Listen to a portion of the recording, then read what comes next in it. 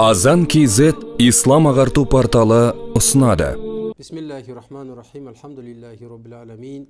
Вассалату вассаламу аля сайидина Мухаммад ва аля алихи ва асхабихи ажмаин. Амма бад. Ассаламу алейкум ва рахматуллахи ва баракату. Құрметті жамағат, мынау өздеріңіз білетіндей, Алла Тағаланың 99 есімі, сипаты, атрибуттары бар. Жалпы біздер түсінуіміз керек, Алла Тағаланың 99 есімі деген сөзді ұғымымызға келген кезде, біздер Алла Тағаланың осы 99 түрлі сипаты арқылы өзіміздің мұң-мұқтажымызды, қажетімізді сұрап, Алла Тағаладан дуа тілеп, Алла Тағаладан сол не нәрсеге мұқтаж болсақ, сол есім сипатыменен тілегеніміз жақсы болатынын білуіміз керек. Мысалға, Алла Тағаланың Раззақ деген есімі бар, яғни рызықтандырушы деген. Әлбетте, әрбір адам рызыққа мұқтаж. Алла Тағала рызықтандырмаса, онда біздің мынау азық ауқатымыз немесе өмір сүруіміз қиындап қалады. Сол себепті Алладан рызық тілейтін адам осы Алланың Ар-Раззақ есімінен сұрауы керек.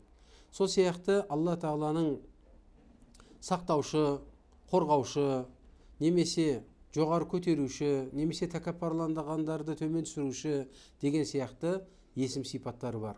Міне соның ішінде бүгінгі біздің тоқталатымыз Әл-Хади. Яғни хади дегеніміз хидаят, тура жолға салушы, тура жолға бағыттаушы деген Алланың есім сипатын білдіреді. Осы Әл-Хади деген сипаты Құранда бірнеше жерлерде келеді. Пайғамбарымыз саллаллаху алейхи уассалам хадис құдсида, яғни Алла Тағала айтты дейді: ей құлдарым, менің осы тура жолға салғандардан басқалардың барлығың адасудасыңдар. Ал менің өсиетімді іздеңдер, сонда мен де сендерді тура жолға саламын деген хадисі бар. Яғни осы хадистен түсінетіміз, Алла Тағала шын мәнінде тура жолға салған адамдар адаспайды. Ал енді осы тура жолға түсу үшін менің өсиетімді іздеңдер, яғни тырысыңдар, ұмтылыңдар, әрекет қылыңдар. Сол кезде мен де сендерді осы тура жолға саламын деп Алла Тағала бұйырып отыр. Енді біздер жалпы түсінуіміз керек, біздер осы күніге 5 уақыт намаз оқыған кезде, 5 уақыт намаздың әр ракағатында Фатиха сүресін оқыған кезде, Аузу биллахи минаш шайтанир раджим, ихдина сиротал мустақим, яғни бізді тура жолға сала көр, тура жолға бағыттай көр деп тілейміз.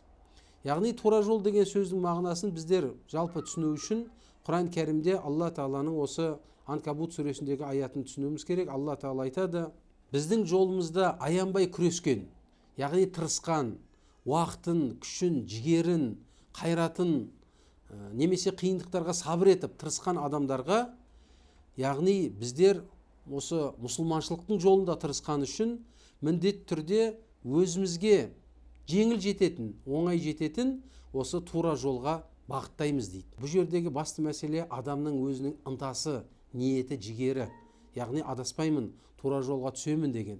Міне сол ол әрине оңай емес, қиындықтар болады. Соның бәріне сабыр етіп тура жолға жүрген адамды Алла Тағала тура жолға саламын дейді. Ал енді Алла Тағала әрдайым осы Раббысын өз көздерімен көріп тұрғандай үнемі игі істейтін ізгі жандармен бірге дейді. Яғни тура жолға салғаннан кейін, осы хидаят тура жолға салғаннан кейін, ол адам сондай бір яқинмен, сондай бір ихсанмен, яғни Алланы бір көріп тұрғандай, Алладан ешбір тапжылмай, бұрылмай, бүкіл нәрсені Аллаға тәуекел етіп, Алладан сұрап, Алладан жәрдем тілеп, тек қана осы Алла жолында жүрген адамға Алла Тағала сол адаммен бірге дейді. Міне сол себепті тағы да бір келесі осы сүреде Алла Тағала айтады: Аллаға иман келтіріп, Алладан бірде-бір сәт ажырамағандарды Алланың өзі мейірімі мол, шексіз бір шарапатына бөлейді де өзіне төтесінен жеткізетін хидаят, тура жолға салып жібереді дейді. Сол себепті осы хидаяттың, тура жолдың шарты ол пенденің Алладан ажырамауы екен. Міне сол себепті де біздер осы күніге 5 уақыт намаз оқыған кезде ихдина сиротал мустақим, бізді тура жолға сала көр деп Алладан туралықты тілейді екенбіз.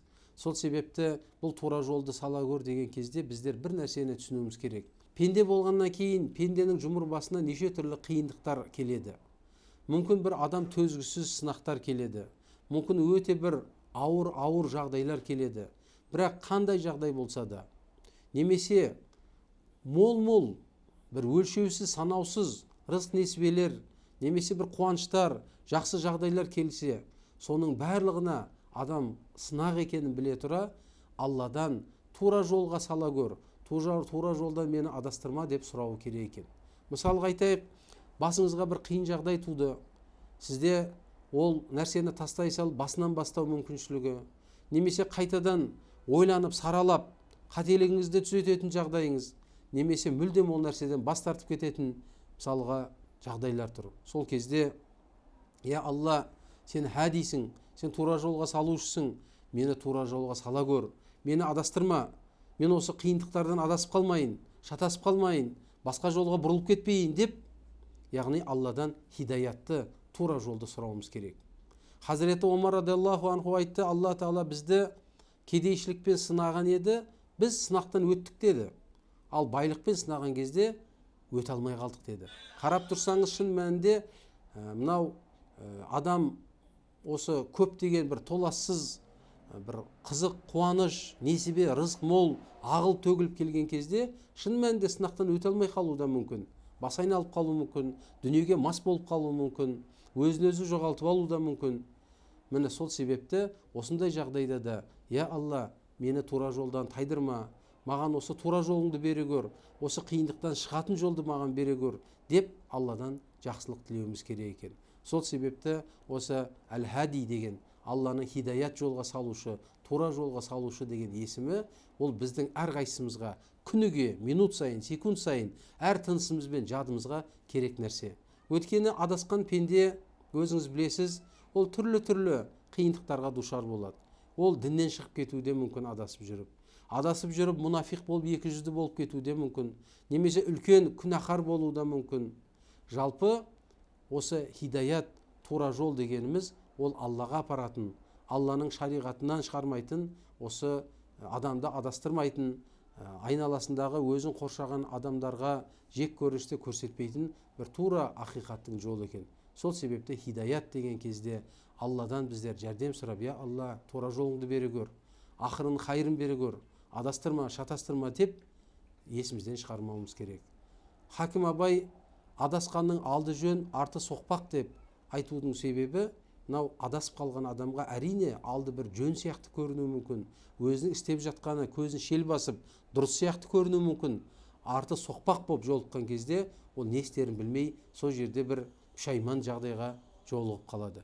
Сол себепті құрметті жамағат, жақсылықта да, жамандықта да, қандай жағдайда болса да өзімізге есеп беріп, өзіміздің осы жүрген жүріс-тұрысымызды, істеп жүрген амалдарымызды байқап, байыптап, саралап, есептеп, яғни Алладан осы Алланың хади есімінен хидаят бер, тура жолдан адастырма, тура жолдан шатастырма деп, яғни Алладан хидаят сұрап жүргеніміз жөн болады екен.